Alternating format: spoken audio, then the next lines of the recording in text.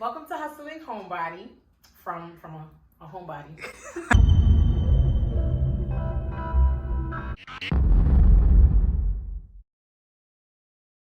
Who are you? What's your name and your age? My name is Christin Washington. I am 25 years old and I am in a PhD program. I'm going to be in my second year. I am in the Department of American Studies and I'm also a graduate assistant at the African American History, Culture, and Digital Humanities Initiative. When did you start thinking about this field or preparing or taking classes in this field, etc.? Mm-hmm. So I think preparation started way before I even conceived of going to a PhD program. And funny enough, I only ever really processed that it was possible maybe like the month before graduation at undergrad in Amherst College. So I was working on a senior thesis called Black Brooklyn, a digital memorial. No, I'm messing up the name of that so bad. Okay, so it's called Dare to Remember, a digital memorial of Black Brooklyn. And fundamentally, it was a way for me to pay homage to Brooklyn that I knew before it started to get gentrified as heavily as it is right now. And I felt like the only way I can do that was on a virtual digital platform. And I knew that when we did senior theses in Amherst, they would be stowed away in the archives and no one would never see it. And I'm like, what is the point? So I was like, okay, I'm gonna do a digital memorial. And from that, I realized that there's a whole discipline. There's a whole area of studies called digital humanities. And my sensei, Dr. Marissa Parham, is a trailblazer in the school of thought, I don't know if it's necessary if I would say school of thought, but definitely within this area of study. And she really opened my eyes to what was possible. She made a small comment about me teaching, and I was like, I don't know if that is going to work out. But she was like, you are capable. Well, shout out to all the Black women, because really it was Professor Sander of Amherst College. It was Professor Del Moral, also of Amherst College. She taught my Introduction to Black Studies course. And to go back, Dr. Sander, she taught my research methods class. Both of them encouraged me to pursue graduate school and told me that I would be more than capable. So really it was a combination of me doing this final thesis for my last year at Amherst from a very personal curiosity and place of love, and then also the encouragement of professors and just like this like random idea that it is possible. I don't know. Why did you want to go into a PhD program? Well, I think why is a little different from how I got there, because even when they encouraged me, I was like, it's clipped, it's very slow for this one, because I love school, like I love learning, but personally there were things that I needed to take care of at home, and I also wanted to venture out and get experience in the working world. And ultimately I decided that the pace of work doesn't allow for the same level of learning that I want. I also felt like I needed to investigate some social issues in a deeper, more nuanced way that I wasn't going to be able to get on a day-to-day basis because of the pace of work. And school pace is very similar, but at least I'm being immersed in the literature and the theories and the methodologies that result in changed structures, changed forms of education, and leads to other systemic upheavals, truly.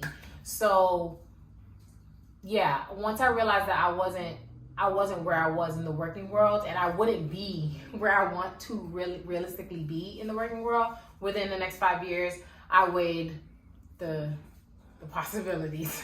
And I was like, you know what? 5 years, it's a lot of time, but I think it's a perfect amount of time to immerse yourself in something that you are passionate about. And so for me, it was a matter of being in that place and being called to that place again. How did you choose your school? Process of elimination. And so it is one of the best DH programs in the country, and I didn't get accepted to many of the schools as well that I wanted to go to be quite honest. And so yeah, I applied to a broad number of schools, but I think the most important thing was when I went back for revisit day, I felt, as a completely overly anxious person, I felt very warm. I felt really comfortable, and not comfort in a way that would not challenge me, but I felt like I was in a place that really took into perspective who I was, from the food that they offered for lunch to the conversations that people were having. So it was a matter of literally like a bodily response to being there and realizing that this is the place that I need to be. And just like I went to an amazing panel that I was like, okay, the deal is sealed. So what do you want to specialize in within digital humanities? That's a really big question, and it's a very complicated question, because I think somehow it's gonna lead to my dissertation, but we're not there yet. But I have considered a school of thought, maybe that's what it's called, and I have labeled it Black Digital Geographies.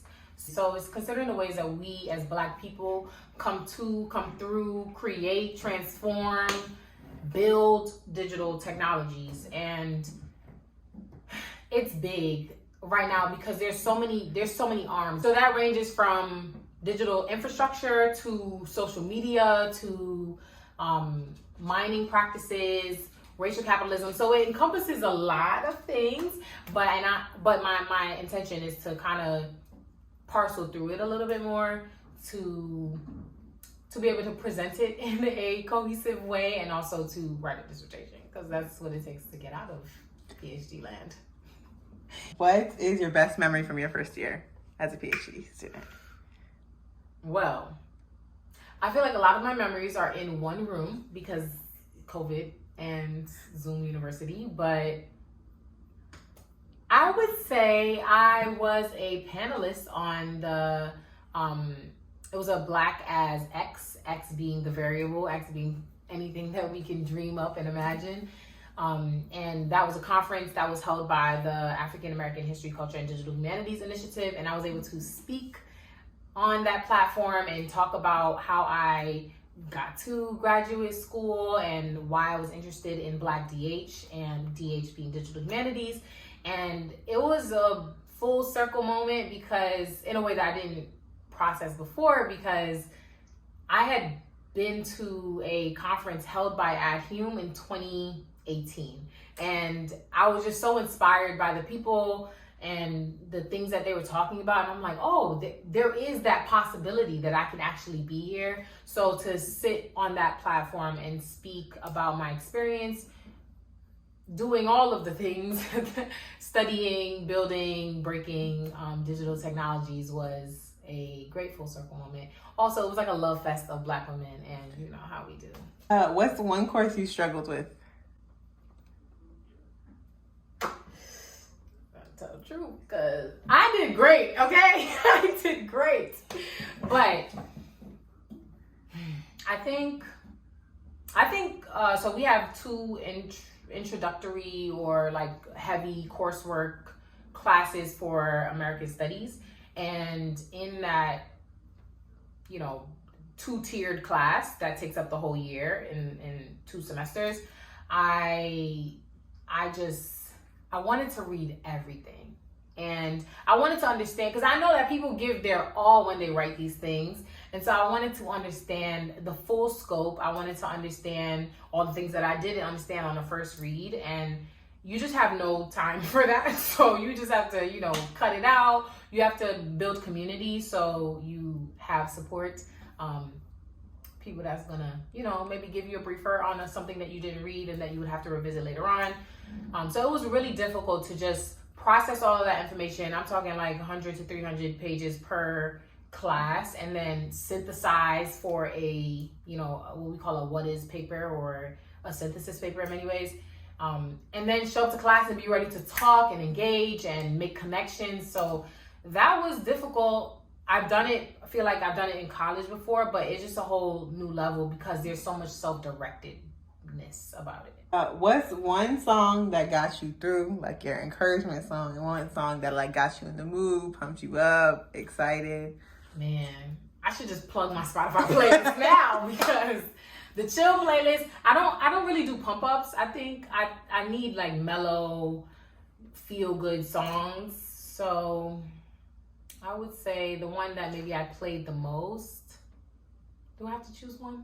Okay, so Jasmine Sullivan, for just, I mean, you don't even have to be going through what she's going through to just feel it. So Jasmine Sullivan, I was like, okay, pick up your feelings, okay? And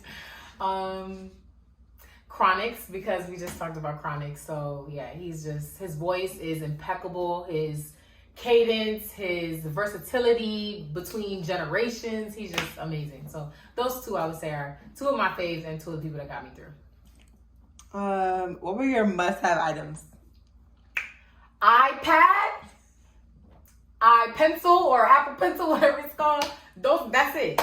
Because that's my whole good notes, the iPad, everyday reading, taking notes, showing up to class, having the notes ready, writing out what's in class. Like that was I wouldn't have gotten through without it. But Jodine, she gave me the tips. She literally, I was like printing out readings at the beginning of the semester. And she was like, okay, let's get this together. Let's get you an iPad. So that saved my life. I highly recommend GoodNotes. Sponsor me.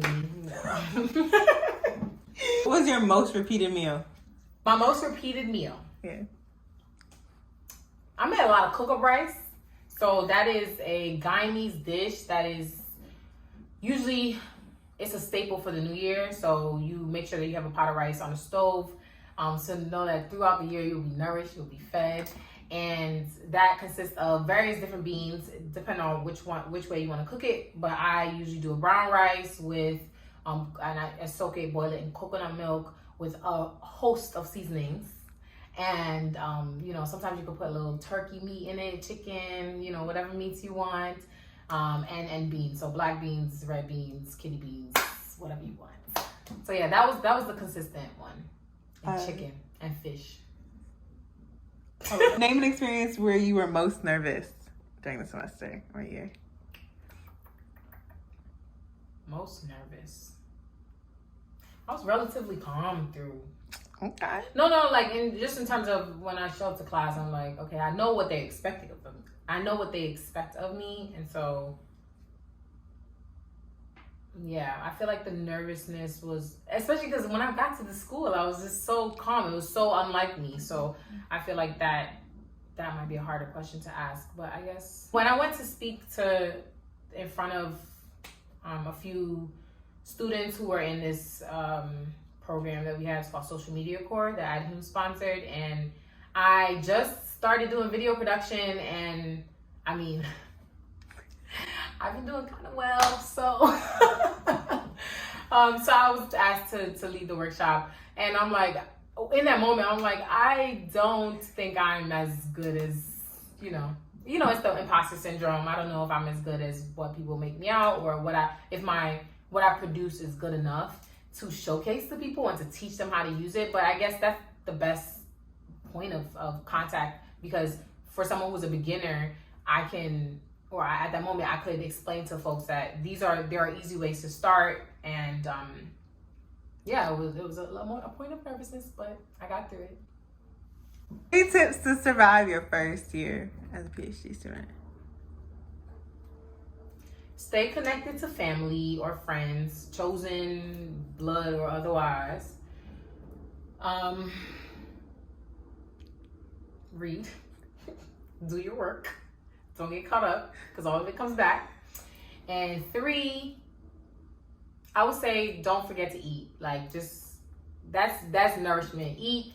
Sleeping, I'm not the best, but eat. Thank you for watching. Please like, comment, subscribe. Get my girl Jodine some views. And I'll see you on the flip side.